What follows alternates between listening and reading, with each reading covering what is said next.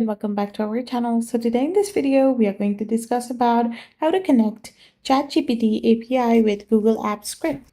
So without wasting much of our time, let's get straight into the video.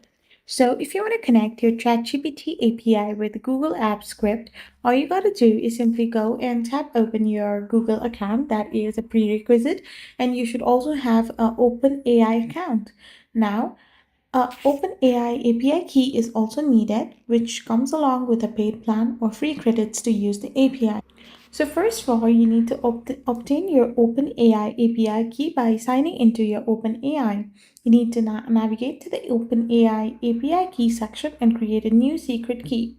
After this, you need to open your Google Apps Script editor, and once you open it, you can simply tap on the extensions menu and simply tap on App Scripts.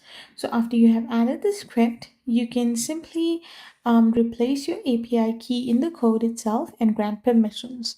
So once this is done, you can also use the custom functions in Google Sheets, and this is how you can connect your ChatGPT API with Google Apps Script. I hope you found this video helpful, so don't forget to hit that subscribe button and do give us a thumbs up. We will be back again with more informative videos. Thank you for watching.